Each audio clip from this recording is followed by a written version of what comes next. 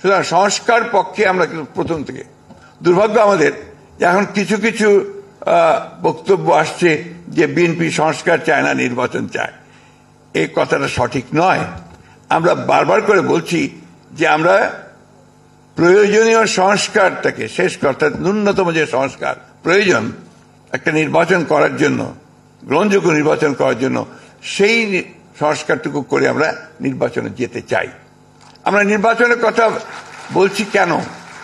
এই কথা ডক্টর রিয়াজ বলেছেন, সবাই বলছেন, আর এটা বাস্তব যে গণতান্ত্রিক একটা ব্যবস্থায় যাওয়ার জন্য নির্বাচন হচ্ছে প্রধান ফটক, প্রধান দরজা, গেটওয়ে টু ডেমোক্রেসি।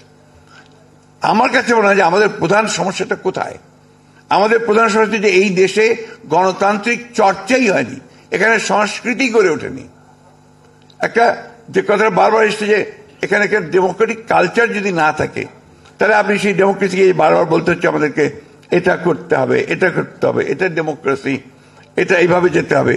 এই জিনিসগুলো কিন্তু আপনার একটা চর্চা ছাড়া, বারবার প্র্যাকটিস করা ছাড়া কিন্তু সেটা গড়ে উঠবে না।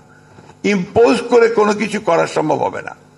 আপনি যেমন আমি বলি, কেয়ারটেকার গভর্নমেন্ট সিস্টেম আপনার আমরা 3টে ইলেকশন করেছি। এই 3টে ইলেকশন, প্রত্যেকটি ইলেকশন কিন্তু একটা চেয়ে আরেকটা ভালো হয়েছে এবং গ্রহণযোগ্য হয়েছে।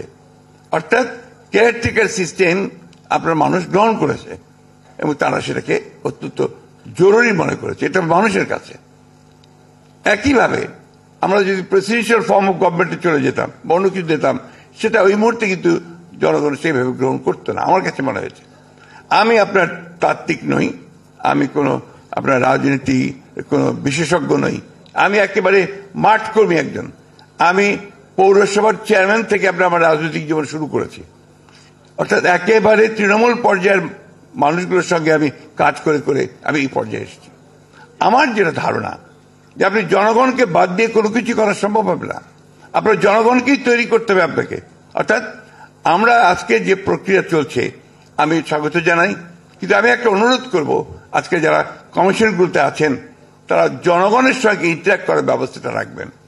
ডক্টর রিয়াজ বলেছেন যে তাদের কাছে 1 লক্ষের ওপরে বিভিন্ন প্রস্তাব এসছে, খুব ভালো কথা। এট দি সেম টাইম আমি যেটা মনে করি যে তারা যদি, আমি শুনেছি যে তারা তাদের প্রস্তাবটাকে তৈরি করে গভর্নমেন্টের হাতে দেবেন এবং গভর্নমেন্ট তখন আপনার পলিটিক্যাল পার্টিগুলোর সঙ্গে বসবেন। ওনারাই যদি আগে পলিটিক্যাল পার্টিগুলোর সঙ্গে বসতেন, আমার মনে হয় সেটা বুঝে আরো ইফেক্টিভ হতো, আরো ভালো হতো, এটা আমার কাছে মনে হয়। এখন গভর্নমেন্ট বসবেন, গভর্নমেন্টের সঙ্গে আলোচনা হবে, আলোচনা আরো সময় লাগবে।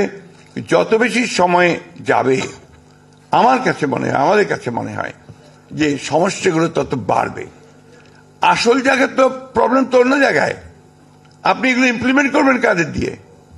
আপনার প্রশাসন, ইউর গভর্নমেন্ট মেশিনারি, সেই গভর্নমেন্ট মেশিনারি তো পুরোপুরি ভাবে এখনো ফ্যাসিবাদের আপনার মধ্যে আছে, এতটুকু পরিবর্তন হয়নি। একটা ফাইল নড়েন, আপনার ছাত্রদের যা আহত হয়েছে তাদের চিকিৎসার ব্যবস্থা কোথায় আটকে আছে খুঁজে বের করে দেখবেন ওই ফাইল দিয়ে আটকে আছে, প্রবলেমটা ওইখানে হয়ে আছে। এই বিষয়গুলোতে আমাদেরকে ধরতে হয়। যে ডক্টর দেবপ্রিয় এখানে আছেন, ডক্টর মুস্তাকও বলেছেন যে কাঠামোটা যদি না থাকে, সেই কাঠামো না থাকলে আমরা ওপর থেকে শুধু চাপিয়ে দিলেই আমরা দ্রুত কোনো কিছু করতে পারবো না। তাই আমাদের স্ট্রাকচারটাকে ঠিক করতে হবে, প্রতিষ্ঠানগুলোকে ঠিক করতে হবে। সেই প্রতিষ্ঠানগুলোকে যদি আমরা গণতন্ত্রের উপযোগী করে গড়ে তুলতে পারি, তাহলেই আমরা গণতন্ত্রকে সফল করতে পারবো। মন মানসিকতাটা খুব বড় জিনিস, মাইন্ডসেট। আমার তো মাইন্ডসেটই হয়েছে যে কথাটা কিছুক্ষণ আগে ডক্টর মুস্তাক বলেছেন, আমার খুব ভালো লেগেছে যে একটা বন্দোবস্ত তো ছিল, টাকা দেব, কাজ করিয়ে নেব, ভালো, সমস্যা নাই। কিন্তু এখন তো আপনি অন্য সিস্টেমে যাচ্ছেন, তো সেই মাইন্ডসেটটা তো তৈরি করতে হবে। ওই তৈরি করার জন্য আপনার চর্চা দরকার।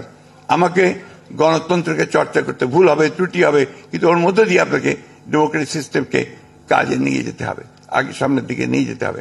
আমি বক্তব্য দীর্ঘ করবো না, কারণ এখানে আরো আছেন, অনেকেই বক্তব্য করবেন।